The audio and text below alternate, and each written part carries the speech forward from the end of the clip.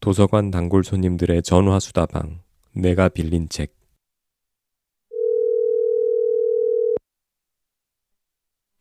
안녕하십니까.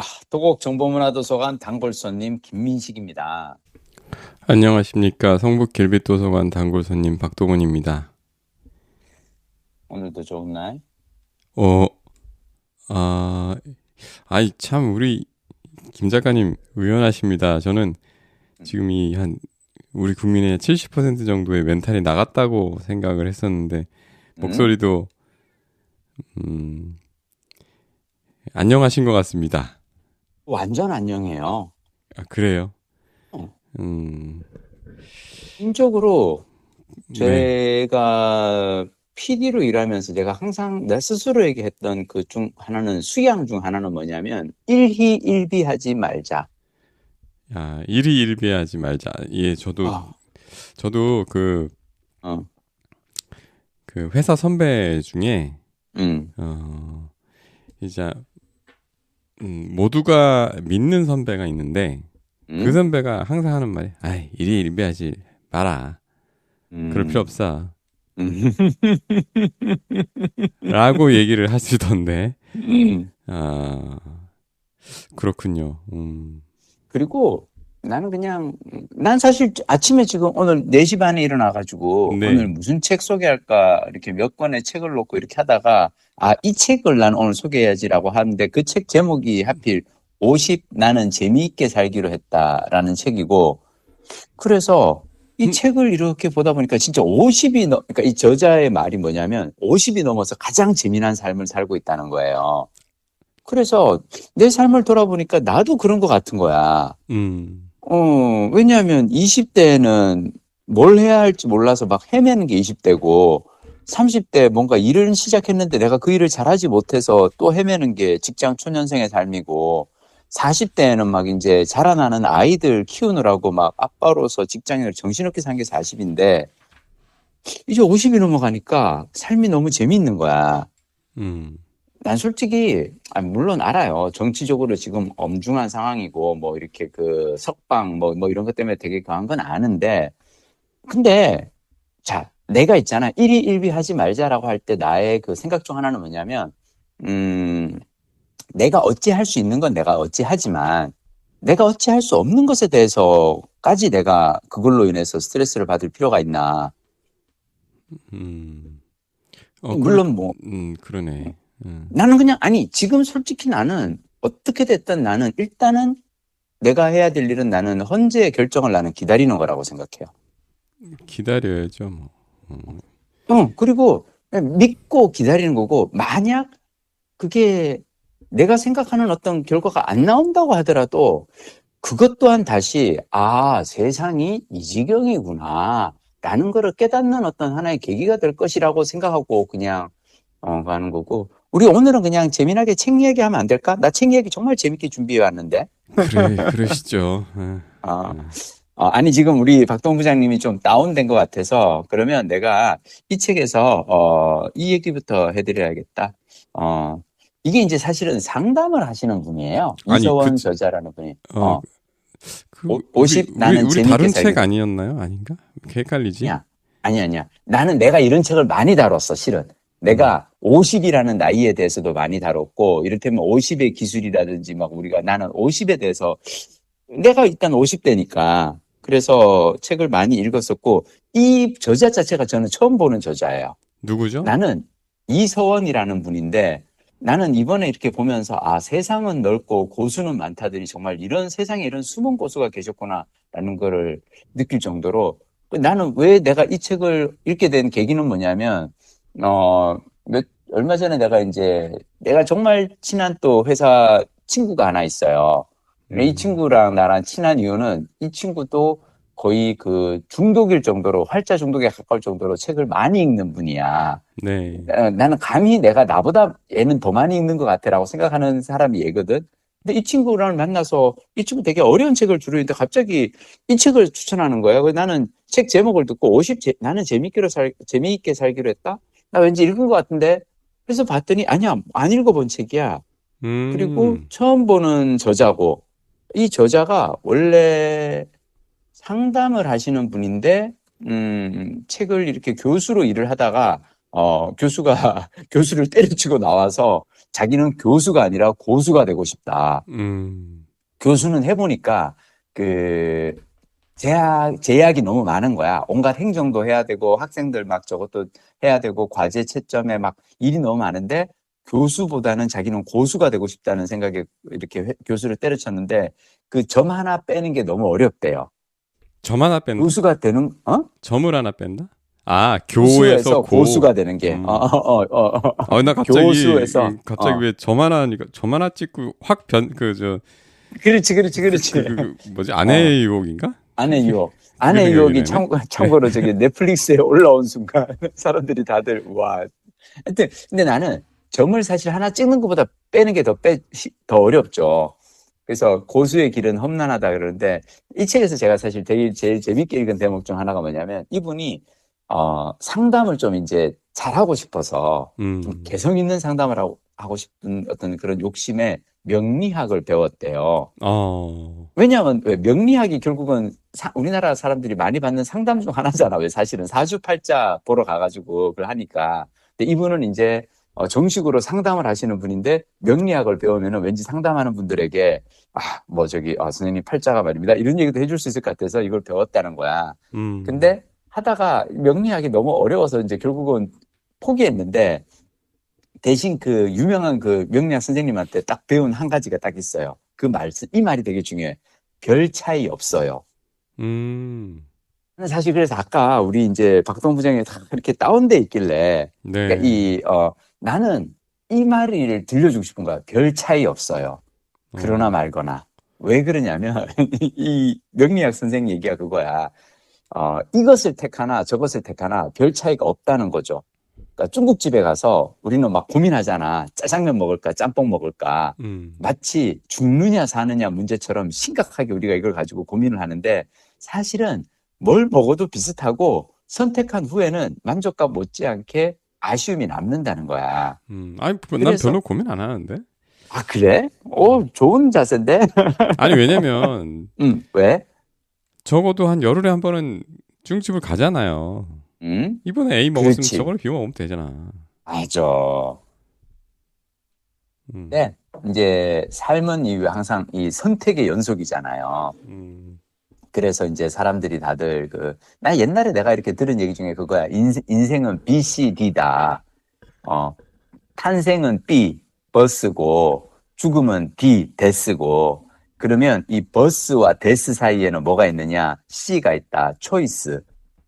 이게 이제 프랑스 철학자 사르트르가 한 얘기인데, 삶과 죽음 사이의 선택이 이제 인생이라고. 그래서 우리는 이 인생을 어떻게 살까를 가지고 막 선택을 고민을 하는데, 이 명리학 선생님 얘기는 뭐냐면, 무엇을 선택해도 비율로 말하면 6대4, 심하게 말하면 51대 49의 차이밖에 안 난다는 거예요.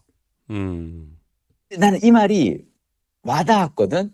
그러니까 뭐냐면, 내가 막 예전에 어떤 분 만나서 뭐 이런저런 얘기하다가 나는 원래 이제 영업사원으로 일을 하다가 통역사가 되고 그다음 이렇게 하면서 PD가 되고 되게 행복해졌어요. 그랬더니 이분이 날 보고 시구스 뭐라는 줄 알아요? PD님 성격에는 아마 영업사원으로 계속 사셨어도 아주 행복하게 사셨을 거고 PD가 아니라 통역사를 해서도 계속. 내가 그 말이 너무 와닿는 거예요. 그러니까 결혼해서 못 사는 사람은요 혼자 살아도 못 살아요. 그리고 진학해서 공부를 잘하는 사람은요 취직해서 일을 해도 잘했을 거예요. 그러니까 사람은 쉽게 변하지 않기 때문에 무엇을 선택해도 별로 큰 차이가 나지 않는다는 거야. 내가 좋아하는 배우 중에 이제 코미디 배우 중에 짐 캐리가 있거든요. 네. 나는 짐 캐리의 우울할 때마다 나는 이제 짐 캐리의 마스크나 에이스 벤츄라 뭐 이런 영화를 보는데 짐 캐리의 아버지가 회계사였대. 원래 이 아버지의 어린 시절 꿈은 배우였다는 거야. 근데 부모와 이 주위 어른들의 반대로 배우라는 꿈을 접고 회계사가 됐는데, 근데 이제 막상 대공황이 닥쳐가지고 아버지가 이제 회계사 일자리를 잃고 막 되게 시리에 찬 날들을 보낸 거지. 그래서 가난한 어린 시절을 이렇게 보내던 짐 캐리는 아버지를 보면서 깨달았다는 거야. 어차피 실패할 거라면 싫은 걸 하다가 실패하는 거는 비참하다는 거지. 그러니까 실패해도 자기가 좋아하는 일을 하다가 실패하는 게 차라리 남는 장사다. 그래서 짐 캐리는 이제 자기가 좋아했던 그 배우의 길을 가기로 이제 결심했다 그러는데, 개인적으로 51대 49라면 나는 그냥 긍정적으로 생각하고 내가 좋아하는 거 그냥 이렇게 하면서 언젠가 좋아지겠지. 만약 내가 정말 두려워하는 그런 끔찍한 사태가 일어난다면 그게 지금 세상에 싫테니까 그런 거겠지. 라고 그냥 받아들이면서 살아야 되는 게 아닌가. 뭐 그냥 그런 생각을 좀 했어요. 지금 전혀 안 와닿지? 지금 우리 박동원 부장 마음속에는 지금 말이 돼, 지금? 51대 49가 아니고 지금 이걸로 인해서 나라가 99대 1로 지금 확률로 망할 것 같은데 뭐 지금 막 그러고 있지, 지금. 내가 너무 낙관적인가? 낙관적이라고 얘기해줘. 형은 회사 그만두고 지금 혼자서 책 읽고 하면서 형이 그 세상에 대한 감을 잃어버린 것 같아. 막 이런 얘기 해줘. 내가 왜 이 얘기를 하느냐. 어제 내가 이제 우리 큰딸이랑 저녁에 큰딸이 이제 일하는 그 맥주 호프집이 있어요. 아르바이트 하나 보죠? 얘 요즘 아르바이트 되게 열심히 하고 있거든. 근데 이제, 갑자기 이제 나한테 이제 그러는 거야. 거기 그 직원, 이 디스카운트가 20%인데 한 번도 자기는 늘 서빙만 하고, 그리고 참 그 호프집이 맛있대요. 음식도 맛있고, 그 사장님이 약간 좀 철학이 있어서, 맥주 막 그 유명한 가게인데, 하여튼 그래가지고 거기서 이제 먹자 그래서 이제 먹으면서, 근데 얘가 최근에 한 알바를 얘기를 또 해주는 거예요. 얘가 이제 사회학을 전공하고 그쪽 걸 하다 보니까 사회학과 교수님이 하는 어떤 알바인데 꿀 알바라는 거야. 뭐가 그렇게 꿀이니? 그랬더니 일당이 16만 원이래. 그래가지고 야, 일당 16만 원짜리 알바가 다 있어. 했더니 이게 뭐냐면 같은 날 벌어지는 탄핵 찬반 집회 양쪽에 나가서 저거를 이 설문조사를 하는 거래요. 그러니까 어떤 마음으로 여기에 나왔고 이 사람들이 어떤 사람들인가를. 그러니까 왜냐하면 지금 사회학과 교수가 보기에는 지금이 너무 중요한 시기라는 거야. 그러니까 정반대 양쪽의 사람들이 이게 그 광장으로 이게 표출이 되고 있는데 이거를 제대로 연구를 해보고 싶은 거지 이제. 그래서 그 학생들에게 이제 이걸 아르바이트를 하는데 사실 이게 쉽지는 않으니까 일당 16만 원이래. 그래서 하는데 교수가 그랬대. 선택지는 3가지가 있다는 거야. 그러니까 탄핵 찬성 집회에만 가도 되고 아니면 탄핵 반대 집회에만 가도 되고 아니면 양쪽 다 갈 수 있다. 그러면서 여러 학생들에게 각자 원하는 방식을 구해라 그랬는데 우리 큰딸은 둘 다 가겠다고 한 거예요. 그래가지고 내가 왜 그랬더니 아빠 얘는 완전히 이제 탄핵 찬성이지. 얘는 페미니스트고 얘는 고등학교 때부터 페미니스트였고 얘는 윤석열을 너무너무 싫어하는 애인데 자기가 탄핵 반대 집회는 당연히 가기 싫고 근데 자기가 탄핵 찬성 집회 간다는 건 자기하고 생각이 똑같은 사람들을 만나는 건데 이거는 자기가 이제 사회학적 연구를 한다는 입장에서 보고서는 별로 바람직한 연구자의 자세가 아니라는 거야. 그래서 얘가 탄핵 그 양쪽을 다 다녔는데 얘가 나보고 한 얘기가 뭔지 알아요? 아빠, 나 탄핵 그 반대 집회 가서 깜짝 놀랐으니까 왜? 그러니까 사람들이 너무 행복해 그러는 거야. 그 내가 이거는 내 생각하고 완전 다르거든. 그래? 나는 탄핵 그 반대 집회에 나오는 그 태극기 꼴통 할배들은 분노에 차서 이게 말이 돼? 이 우리의 윤 대통령을 탄핵하는 게 말이 돼? 분노에 차서 나오는지 알았더니 이 사람들이 행복하다고 그러니까 딸이 뭐라는 줄 알아요? 아빠, 그 사람들이 광장에 나와서 자신의 정치적 그 의견을 허심탄회하게 자기의 목소리를 내서 하고 그리고 같이 이게 너무 즐거운 거야. 그러니까 왜냐하면 요즘은 왜 서로 첨예하게 지금 이 의견 여론이 가 있던 거 사람들이 일상생활에서는 자기 얘기를 못 하잖아요. 네. 찬반은 일상생활에서는 왜냐하면 나도 그렇거든. 나도 요즘 내가 이제 택시를 탔는데 택시 기사님이 아유 나라 꼴이 엉망입니다라고 할 때 무서워. 이걸 뭐라고 받아야 될지. 왜냐하면 이 엉망이라는 게 탄핵을 해서 엉망이라는 건지 아니면 탄핵을 안 했으면 왜 엉망인지 양쪽 다 엉망이라고 생각할 수 있잖아요. 네. 그래서 나는 일반 사람 만나 되게 조심스럽거든. 근데 그 집회에 나가면은 자기 생각하고 100% 같은 사람들이 모이니까 너무 행복하다는 거야.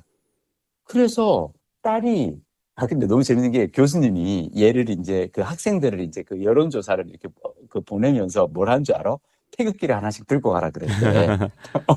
왜냐하면 성조기도 들려 이제. 그래서 내가 그러니까 그치도 우리 딸이 그러는 거야. 근데 아빠 가서 되게 웃겼던 게 태극기를 이해하겠는데 성조기는 왜 흔들어? 그러는 거야. 그래서 내가 야 아빠는 성조기보다 더 웃긴 거는 그 이스라엘 그렇지 이스라엘기까지 들어야지. 유다애들 난 그게 제일 웃기다고 생각해. 근데 이제 딸의 얘기는 뭐냐면 가서 이렇게 봤는데 너무 멀쩡한 사람들이 하는 거예요. 그래요. 그래서 딸은 그래서 되게 더 무서워. 힘들었대. 그래서 더 무섭고 더 힘들고 너무 멀쩡. 그리고 그러니까 얘가 이제 그 태극기를 가지고 나간 이유는 자기는 20대 여성이잖아. 20대 여성은 딱 사람들이 그냥 이제 오면은 이제 20대 여성은 주로 이제 탄핵 찬성 집회 많이 보이니까 그럴까봐 그랬는데 탄핵 반대 집회도 20대 여성들이 많더라는 거야. 그럼. 근데 내가 다시 물어봤어. 잠깐만, 거기에는 저기 70대, 80대 꼴통 할배들만 있는 거 아니야? 그렇지 않아요. 아니라는 거야. 어린애 데리고 온 젊은 부부도 많아요. 민지가 그 얘기했어. 아빠, 어제 내가 그 조사 가서 제일 우울했던 게 어린애 데리고 나온 그 부부 보고 되게 우울했다는 거야. 저 아이들은 저 환경에서 자라면 어떻게 될까? 그러면서 그 얘기를 하는 거야. 우리가 옛날에 2016년도인가? 왜 박근혜 탄핵 집회 때 우리는 민지가 그때 중학생인가 고등학생 때 우리가 온 가족이 다 나갔었거든. 어린 민서 막내까지 데리고 우리가 4명이서 광화문에 가서 집회를 했었단 말이야. 그러면서 얘는 그 분위기에서 자랐는데 자기하고 정반대 분위기에서 자라는 아이를 본 거야. 그럼 쟤는 그러면 저 집에서 어떤 생각을 갖고. 그래서 근데 나는 딸의 얘기를 이렇게 듣고 나서 깨달은 건 뭐냐면 내가 사실 딸 얘기를 들으면서 많은 게 깨졌어요. 나는 탄핵 반대 집회 그렇게 사람들이 행복해한다? 그렇게 다양한 사람들이 나온다? 그리고 그렇게 많은 사람들이 나온다? 그럼 나는 그냥 했던 건 뭐냐면 이 또한 내가 받아들여야 되는구나. 같이 살아가야 되는 사람들인 거야. 우리와 함께 같이 살아가야 되는 사람들인 거야. 나는 내가 그 얘기했나 혹시 민주주의가 정말 어려운 제도라는 거? 옛날에 한번 했을 거야. 했지. 근데 그 이유는 뭐냐면 나와 생각이 다른 사람들과 살아가야 되거든. 어려워. 그러니까 그 사람들을 탓하고 이럴 게 아니에요. 그분들은 일종의 그 종교 집회에 간 거거든요. 근데 그러니까 이게 그 가슴 아픈 일은 뭐냐면 뭐야? 전광훈 같은 사람이나 또는 이런 화려한 법 기술을 지금 쓰고 있는 인간들이나 그 앞에 나와서 자기 정치적 이익을 위해서 그렇지. 또 그러니까 많이 배운 사람들 그리고 머리 좋은 사람들 그 사람들이 지금의 이런 상황들을 갖다가 또 자기의 그런 경험들을 갖다가 녹여내면 정상적인 사람들도 이렇게 집단적으로 이 사람들이 끌고 다니면서 사실 조종하고 맞아. 그다음에 맞아. 정말로 이거는 그 비상식적인 결과들을 갖다가 이렇게 원하는 대로 만들어내니 이게 예전에는 이 정도로 쉽지는 않았거든요. 그렇지. 예, 예전에는 이 정도에서 이런 결과는 안 나와 했던 것들이 이게 뒤집어지고 있어서 이게 계속 불안한 게 그런 거예요. 이 나치가 등장했던 시절 나치 당을 갖다가 뽑고 그리고 온 국민들이 사실은 범죄 행위에 쓸려가는 그런 상황. 그때도 보면은 새로운 테크놀로지가 등장을 하고 라디오라는 테크놀로지가 등장을 그렇지. 했고 그거를 갖다가 교묘하게 잘 쓰는 사람들이 있었고 군중 심리를 갖다가 잘 계산하는 사람들이 있었고 그게 정상적인 사람들을 거대한 범죄 안으로 끌어들이는 그런 결과를 만들어낸 거예요. 근데 역사를 보면 평화로운 시기도 있고 그런 시기도 있고 하잖아요. 이게 계속 순환하는데 지금 되게 불길한 시기로 저는 보이는 거예요. 에? 그래서 아니 저는 이제 그 계엄 났던 초기부터 막 어? 사람들이 기뻐하고 어? 그랬었잖아요. 근데 저는 어? 계속 불안함을 얘기를 했었잖아요. 어? 그래. 그러니까 내가 볼 때는 그게 일의 일비였던 거야. 사람들이 환호하고 그 어? 다음에 또 중간에 어떤 일이 있으면 또 이렇게 됐다가 그 또 어? 역시나 뭐 어? 정의는 뭐 실현되는 거야 또 뭐 이렇게 하고 어? 하는데 어? 한 발 떨어져서 보면 응? 한 발 떨어져서 보면 저는 굉장히 불안한 상황이라고 보는 거예요. 음, 음. 나는 반대.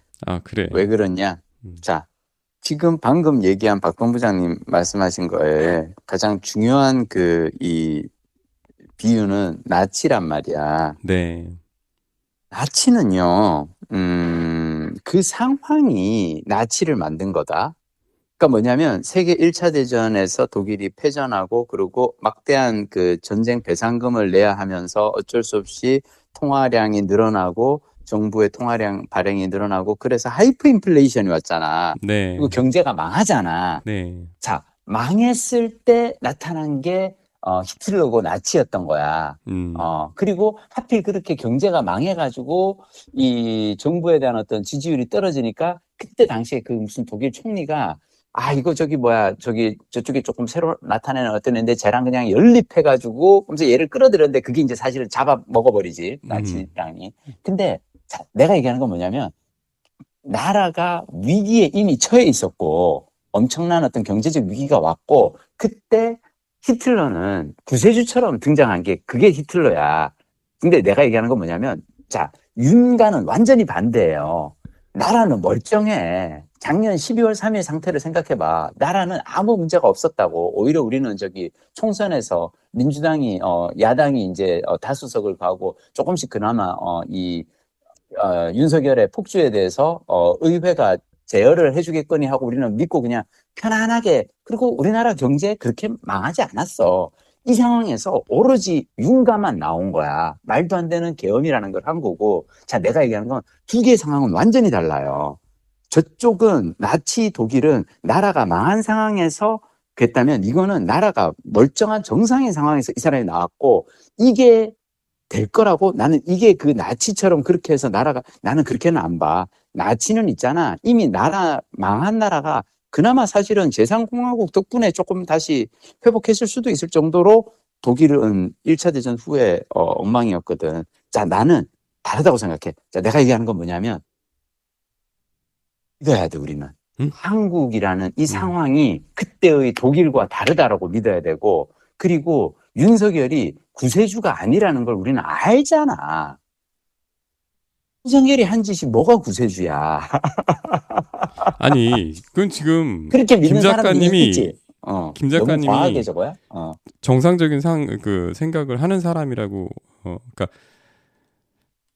때문에 그래요. 근데 지금 굉장히 많은 사람들이 지금 밖에 저 한번 그 주말에 밖에 보면은 아까 그 아이 데리고 나온 너무나 그렇지. 정상적인 맞아. 그분들이 맞아. 예전에 그 할아버지 할머니들 정말 지식이 제한적이고 안타까운 분들 그런 사람들이 아니라는 거예요 지금. 그렇지. 예, 그렇기 때문에 맞아. 그렇게 계속 안일하게 판단하면 안 되는 상황이라고 나는 보거든요. 그래. 아니야.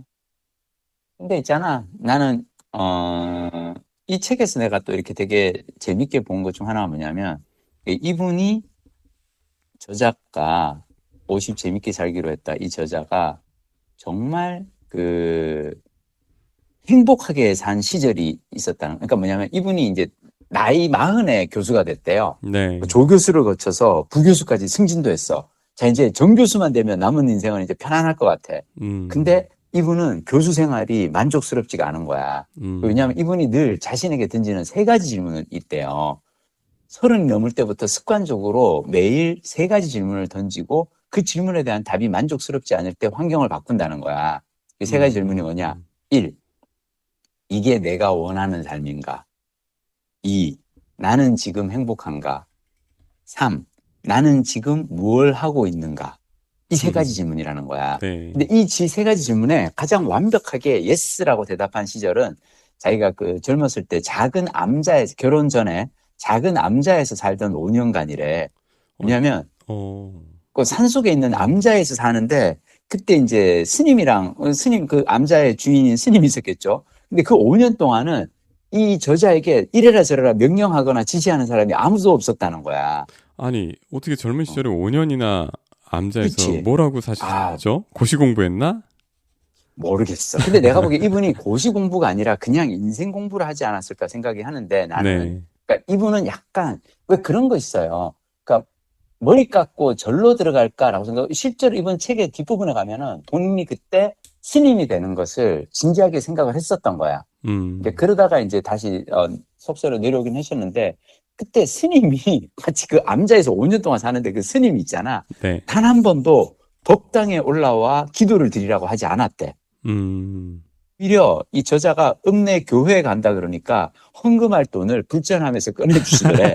그러면서 가서 목사님 하시는 말씀이 뭐냐고 물어보고 막 그런데 그래가지고 목사님은 도대체 어떤 설교를 하시는지 궁금해서 물어보고 그래서 이렇게 얘기를 하면은 스님님도 가보고 싶었구나. 궁금했구나. 아니 궁금하지. 그러니까 왜냐면 이 경쟁자잖아. 같은 이렇게 이 저기 영업 경쟁자인데 경쟁사는 어떤 얘기를 하지고 그래서 막 자기가 그 설교 얘기를 하면은 부처님도 그 비슷한 얘기를 하셨다면서 막 신나게 설명하고 이렇게 자유로운 스님과 함께 지내다 보니까 그 5년이 자기가 너무 좋았다는 거야. 어느 절이에요? 궁금하지. 나도 모르겠어. 근데 이분은 적어놓진 않았어. 근데 그러고 나서 이분이 교수가 되고 났는데 교수가 되고 나서 처음에 교수가 됐을 때는 막 너무 기뻤지. 근데 봤더니 가르치기만 하면 되는 줄 알았더니 가르치는 일보다 학술 논문 쓰고 입시 계획 세우고 학생 모집하고 행정 일을 하는 기간이 훨씬 더 많았다는 거야. 그래서 이제 이런 일을 하면서 행복하지가 않고 이게 내가 원하는 일인가? 아니라는 거지. 나는 행복한가? 아니라는 거지. 지금 나는 무엇을 하고 있는가? 라는 생각이 딱 그러니까 이제 질문에 답이 칵칵칵 막히니까 교수를 그만둬야겠다라고 생각이 들었대요. 그래서 이분이 한 3년째 되는데 교수를 그만뒀다는데 문제는 그때 이미 결혼한 아내도 있고 두 돌이 지난 아들도 있어. 그러면 이 교수라는 이 벌이가 좋은 직업을 그냥 그만둘 수는 없잖아. 그래서 이분이 기나긴 퇴사 준비에 들어갔다는 거예요. 야, 교수도 퇴사 준비를 하는 분들이 있구나. 그렇지. 그리고 퇴준생으로 5년을 살았대. 근데 자기는 교수로 사는 3년보다 그 퇴사 준비하는 5년이 훨씬 더 행복했대. 왜냐면 퇴직 준비를 탄탄히 해야 이제 교수를 그만두고 난 다음에도 가족들이 뒷바라지는 할 수 있을 테니까 충동적으로 사표를 던지진 않았다는 거죠. 이분이 한 얘기는 싫어서 떠나는 대학교가 아니라 갈 곳이 있어서 떠나는 대학교이고 싶다. 자, 그러려면 돈이 확보되어야 되고 자신이 좋아하는 일을 할 수 있어야 한다. 그러면서 그래서 이분이 사실 책에서 제일 강조하는 건 뭐냐면 50 재밌게 살기로 했다는 뭐냐면 일을 재미나게 하고 살자는 거죠. 근데 지금은 이분은 그냥 상담하고 산대요. 그러면서 상담하면서 깨달은 인생 원리를 또 강의로 사람들하고 나누고 또 그걸 또 이렇게 책으로 쓰고 그러니까 이분이 나이 50을 이렇게 묘사하시는 거예요. 20대는 남들이 감탄하는 가장 예쁜 옷을 입었다면 30대는 남들과 다른 개성 있는 옷을 입었고 40대에는 나에게 가장 어울리는 옷을 입었는데 비로소 50이 되자 남의 시선에서부터 자유로워져서 그냥 내가 좋아하고 나한테 가장 편한 옷을 입는다는 거야. 그래서 50은 남이 아닌 나로 나에게 다가서는 때다. 그러니까 마치 남의 삶을 숙제하듯 살던 일상에서 나의 삶을 축제하듯 사는 황금기가 50이라고. 나는 이 말씀이 너무 와닿는 거야. 50이란 나이가 축제구나. 숙제가 아니라. 근데 봐봐, 우리가 난 아까 이제 박동 부장님 처음에 이렇게 정치 얘기 시작할 때 나는 오늘 축제 같은 일상으로 이야기를 시작하려고 그랬는데 정치 얘기가 나오잖아. 그럼 어떻게 되는 줄 알아? 우리에게는 바꿔야 할 세상이 있고 그 세상 속에는 나와 전혀 다른 생각을 가지고 다니는 사람인데 그 사람들의 마음을 어떻게 바꿔야 될까를 고민해야 되고 나의 삶 하루하루가 숙제가 돼버리는 거야. 난 그 사람들을 바꾸자는 건 아닌데. 아, 아니, 그 사람들은 우리가 바꿀 수 없어요. 그럼 어떻게 해야 돼?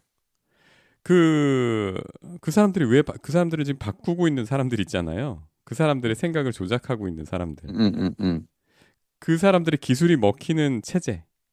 음. 그거를 손을 대야지 그 사람들을 우리가 어떻게 바꿔요.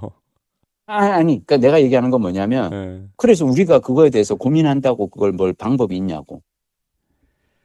그래서 이 나는 없어. 무력감과 그런 거에 지금 빠진 거잖아요. 그러지 예. 말자는 얘기야, 나는 예. 지금. 그런 무력감에 우리가 시달리지 말고, 그래도 우리는 내가 빌린 책에서 책 한 권 이야기를 하고, 하루하루를 소중하게 사는 나의 일상을 숙제가 아닌 축제처럼 사는 삶에 대해서 이야기를 하자는 거야.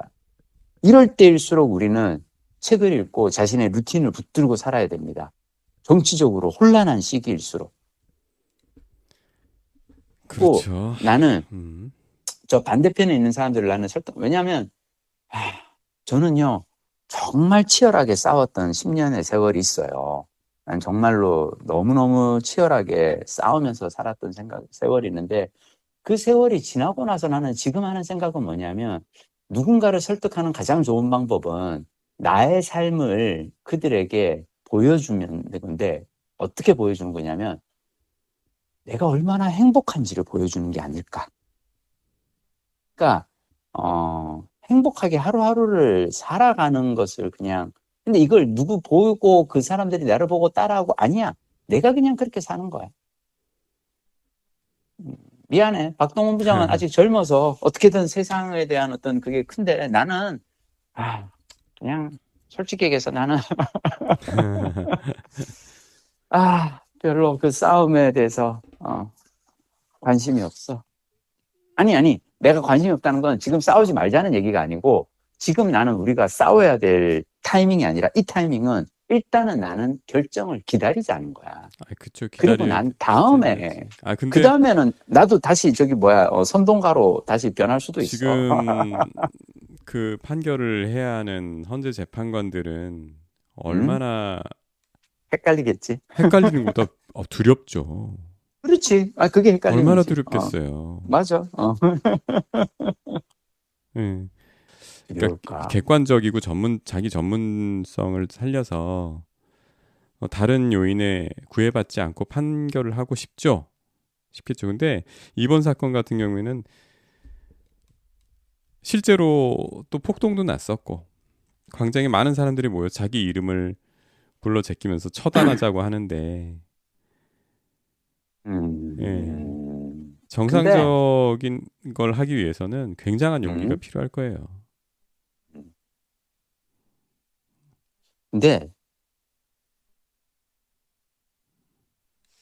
뭐 이런 얘기 좀 그러긴 한데 솔직하게 얘기하면 난 이전에 내가 노조 부위원장으로 일하면서 또는 그 파업에 이렇게 할 때 그럼 돌아와서 나는 그때를 내가 이렇게 생각해 보잖아요. 네. 나는 그 시절이 정말 감사하거든. 왜 감사하냐면 그 시절 나의 선택으로 인해서 지금 나는 책을 읽을 때 부끄러움이 없어요. 부끄러움이 없다는 건 뭐냐면 내가 만약 그때 두려워서 뒤로 물러났거나 아니면 최선을 다해서 싸우지 않고 나는 정말로 최선을 다해서 싸웠다고 생각하거든. 근데 내가 그때 만약 두려움에 조금이라도 몸을 사리거나 그러고 만약 살았다면 지금 내가 책을 읽으면서 얼마나 부끄러울까. 왜냐하면 책을 읽어보면 왜 책에서는 항상 옳은 일을 하라, 정의로운 일을 하라라고 모든 저자들이 얘기를 하는데 나는 그렇게 살지를 못하고서 책을 읽는 사람으로 살아간다면 나는요 지금 그 헌법 재판소의 재판관들이나 판사나 이분들은 사실은 일생일대 최고의 기회를 얻었다고 생각해요. 뭐냐면 평생 자신이 공부하고 평생 자신이 일하면서 깨달은 그 어떤 가르침을 실천에 옮길 수 있는 귀한 기회야. 그리고 그 기회로 인해서 세상이 바뀌고 세상에 어떤 걸 할 수 있는 나는 그분들이 이걸 감사한 기회라고 생각하고 받아들였으면 좋겠어. 왜냐? 나는 2012년에 170일 MBC 파업을 내 인생에 본 최고의 감사한 기회라고 생각해요. 그때 내가 바뀌었다고 생각해. 그리고 내가 평생을 책을 읽으면서 살아오면서 책에서 배운 것들을 그 한순간에, 한 시기에 나는 쏟아넣었다고 생각하고, 자, 나는 헌법재판관들을 믿어요. 그리고, 판사들이 어떤 결정을 하든, 그거는 자신의 전문적 어떤 이 판단에 따라서 내린 거지, 두려워서, 나는 그건 아니라고 생각해. 제일 두려운 건 뭐가 두려운지 알아요? 역사의 재판이고, 역사의 재판보다 더 두려운 거는 노후에 내가 나이 들어서 오늘 내린 나의 결정을 후회하지 않을까. 나는 인생 살아가면서 가장 두려워야 될 건 그거야. 나는 나 자신을 떳떳하게 바라볼 수 있을까? 이 결정에 대해서. 나는 그게 아니 이런 분들이 그런 생각을 이렇게 성숙한 분들이 사실은 사회의 국가의 시스템을 결정적으로 움직이는 자리에 있는 분들이 이런 생각을 갖고 이렇게 성숙했으면 이렇게 되지 않지.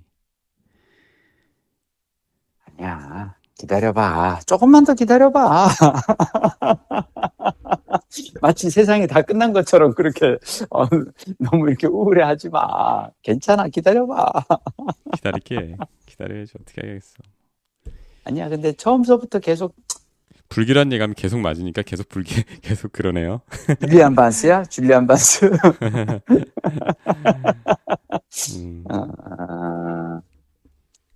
모르겠다. 근데 나는 2020년에 결심했어. 내가 아무리 좋은 의도를 가지고 뭘 해도 누군가가 오해하기로 하면은 나는 나쁜 사람이 되는 거고, 그렇다면 차라리 의도를 갖지 않고 하루하루 그냥 내게 주어진 일에 감사하면서 조용히 물러나서 사는 게 좋지 않을까. 그런 생각을 했고, 우리가 뭔가를 한다는 게 세상을 살아가면서 쉽지 않아요. 쉽지 않아. 어렵네. 오늘 같은 날. 하필 나는 왜. 근데 나는 정말로 지난 한 주 즐거웠거든.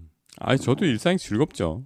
즐거운 일도 많아요. 그런데 그러니까 저게 이제 우리가 TV 너머로 보는 우리 일상에는 영향을 아직까지는 끼치지 않아요. 자기 의도가 그러니까 자기가 원하면 저런 상황에서 내 삶을 분리해 놓을 수가 있죠.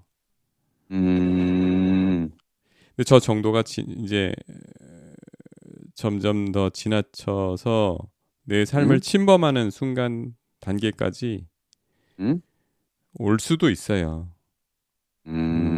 내가 원하는 대로 내 삶을 컨트롤할 수 없는 그런 상황까지도 충분히 가능하다고 봐요.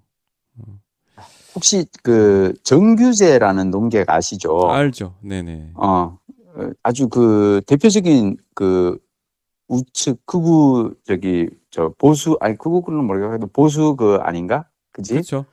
정규제님이 어제 올린 글을 내가 읽어드릴게요. 페이스북에서 이따가 그냥 요걸 가지고만 정규제 대한민국 감옥을 모두 비워야 한다. 1.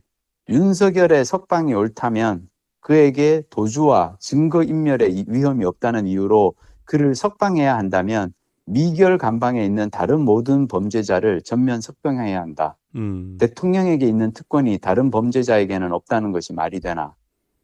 2. 그에 대한 수사권 없는 공수처의 수사가 오류이고 기한이 종료된 영장이 역시 효력이 없어서 며칠간이라도 구속 상태가 불법적으로 유지되었다고 주장한다면 대한민국 감옥은 대법원 확정 전 모든 미결수의 즉시 석방이 이루어져야만 한다. 그가 대통령이라고 해서 특별한 대우를 받아야 할 이유가 없다. 3. 가장 우선적인 문제. 그는 헌법과 법률에 대한 존중심을 전혀 갖고 있지 않다.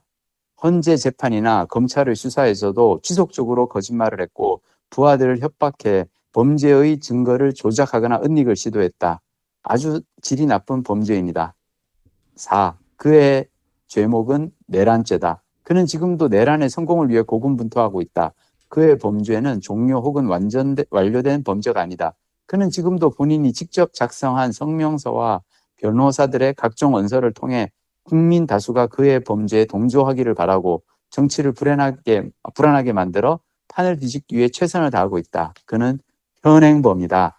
라고 얘기를 하시면서 정규재 님이 뭐라고 내가 정규재 님이라고 얘기할 날이 올 줄 몰랐네. 난 이분의 글을 내가, 어디 이렇게, 저기서 공개적으로 이렇게 읽는, 나는 윤석열의 석방은 추가적인 범죄를 저지를 기회를 주는 무책임한 판결이라고 생각한다.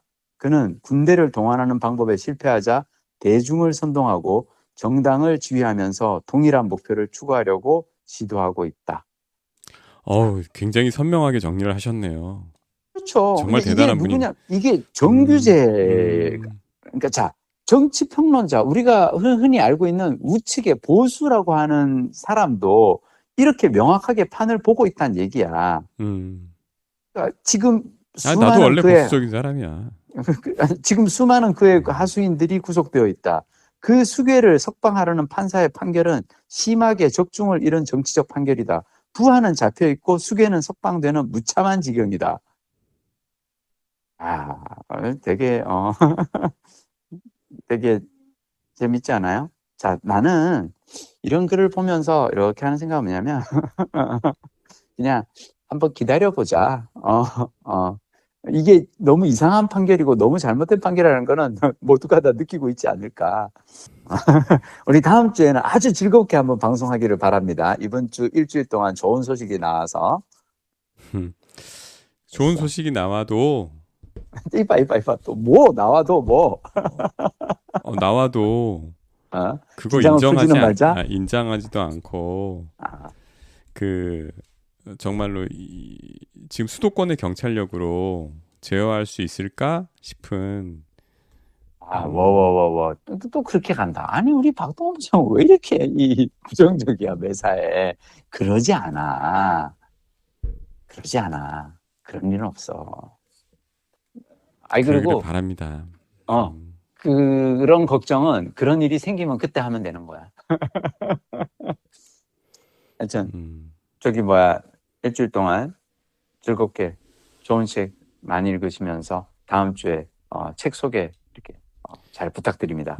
제가 어깃장을 잡고 나서 한 권밖에 못했네요. 그죠? 아니야, 다음 주에는 책 이야기를 나는 박동원 부장의 책 이야기를 듣고 싶었다고. 다음 주에는 꼭 해줘. 맨날 책 이야기 듣고 싶다고 하면서 기회를 안 주세요. 그렇지, 맞아. 내가 잘못했구나. 아니. 다음 주에는 그러면 박동원 부장 동무대를 한번 올려보겠습니다. 글쎄, 모르겠다. 아니, 왜냐면 난 당신이 처음 목소리가 너무 이렇게 다운돼 있어가지고 내가 어떻게든 좀 끌어올리려다 보니까 좀 무리했네 오늘. 아니요, 굉장히 좋은 책을 소개해 주셔서. 이거 밀리의 서재에 있어요? 밀리의 서재에서 봤습니다, 제가. 화이팅입니다. 이 책으로 좀 치유를 해야겠네요. 그러니까